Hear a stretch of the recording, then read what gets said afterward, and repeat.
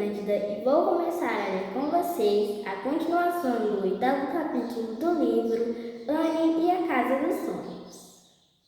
Anne olhou com surpresa para a peça branca estendida sobre o amplo colo da senhorita Cornelia. Era certamente uma roupinha de bebê muito bem feita, com babados e pregas minúsculas.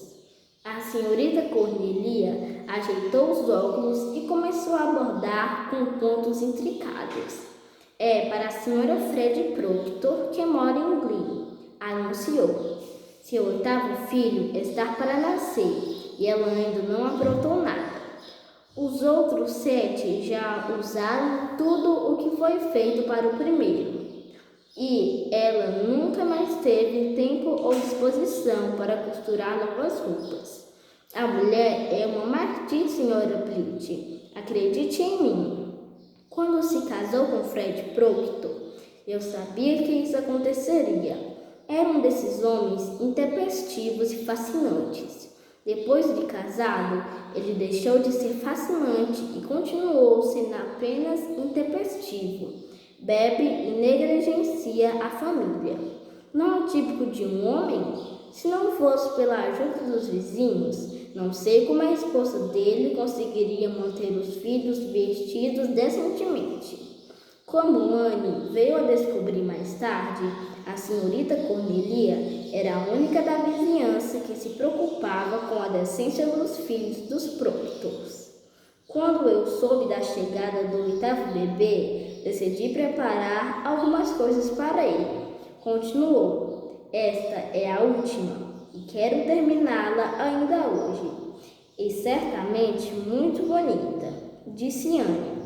Vou pegar minhas costuras e então coseremos juntas. Que trabalho magnífico é o seu, senhora Bright. Sim, sou a melhor por essas bandas, disse a senhorita Cornelia em um tom prosaico.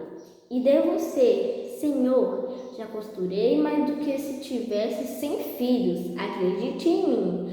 Por ser tolice da minha parte, bordar à mão a roupinha de um filho de número 8, mas, por Deus, querida senhora Blit, ele não tem culpa de ser o 8º. E eu gostaria que ele tivesse pelo menos uma roupa bonita, como se fosse um filho esperado. Ninguém quer um pobrezinho, então me esmerei um pouco mais em suas coisinhas.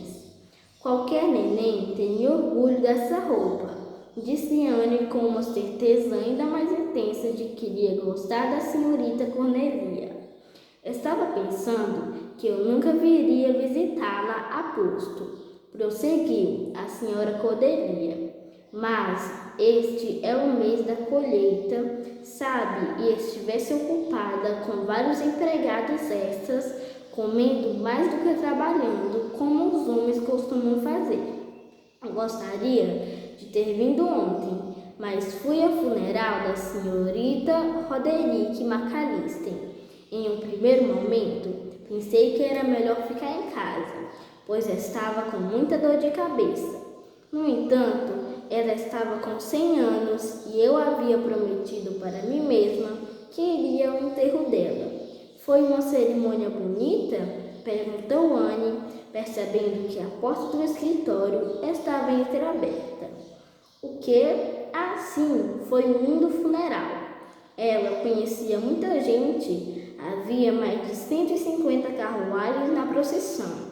Uma ou duas coisas engraçadas aconteceram. Achei que iria morrer ao ver o velho Joey Brasham, que é um infiel, e nunca põe os pés na igreja, cantando a salve nos braços de Jesus com muito gosto e fervor. Ele ama cantar e por isso nunca perde um funeral. A coitada da senhora Bright não parecia estar com vontade de cantar.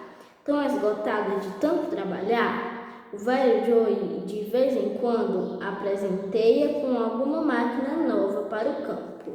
Não é típico de um homem? E o que mais se pode esperar de um homem que nunca vai à igreja, nem mesmo à metodista? Fiquei muito satisfeita de ver você e o jovem doutor na igreja presbiteriana no primeiro domingo de vocês aqui. Não vou a nenhum médico se este não for presbiteriano. Fomos à igreja metodista no domingo passado, provocou Anne. Suponho que o Dr. Blit tenha de ir àquela igreja de vez em quando, se quiser a clientela metodista. Gostamos muito do sermão, declarou Anne com ousadia, e achei as preces do ministro metodista uma das mais lindas que já ouvi. Não tenho dúvida de que ele sabe rezar. Nunca ouvi a ninguém pregar melhor do que o velho Simon Blink, o qual estava sempre bêbado ou tentando ficar. Quando é mais ébrio, ficava melhores eram as preces. O ministro metodista é muito galante, disse Anne, pensando na porta entreaberta. Sim, ele é bem apessoado, concordou a senhorita Cornelia. E muito gracioso, e acha que todas as garotas se apaixonam ao olhar para ele, como se o ministro metodista fosse um grande prêmio. Se você ou o jovem doutor quiserem o meu conselho, não se misturem com os metodistas. Meu lema é: se você é um presbiteriano, seja um presbiteriano. Você não acha que os metodistas vão para o céu como os presbiterianos? Perguntou Anne com sinceridade. Não, cabe a nós decidir. Isso está nas mãos de um poder maior que nós, disse a senhorita Cornelia solenemente. Entretanto, não vou me meter com eles aqui na terra, mesmo que eu tenha de fazê-lo no céu. Esse ministro metodista não é casado. O anterior era, e a esposa dele era a criatura mais bobinha e fútil que já vi. Certa vez eu disse a ela que ele deveria ter esperado ela crescer antes de se casarem.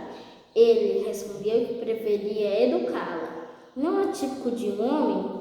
É bastante difícil dizer quando as pessoas estão maduras, riu Anne. É verdade, querida. Algumas nascem maduras, enquanto outras só crescem aos 80 anos. Acredite em mim. A senhora Roderick, de quem eu estava falando, nunca cresceu. Era tão tola aos 100 quanto havia sido aos 10. Talvez seja por isso que tenha vivido tanto, sugeriu Anne. Talvez sim. Prefiro viver 50 anos sensatos a viver 100 anos de tolice. Imagine só como o mundo seria tedioso se todos fossem sensatos, argumentou Anne. A senhora Cornelia desenhava qualquer declaração conflitante e polêmica. A senhora Roderick era um milagre e os milagres nunca tiveram muito juízo. O sobrinho dela, Ebenezer Milagre, foi considerado insano por anos. Ele acreditava que já tinha morrido e ficava encolerizado com a esposa por não querer enterrá-lo. Eu o teria feito. Em breve vou gravar a continuação do 8º capítulo.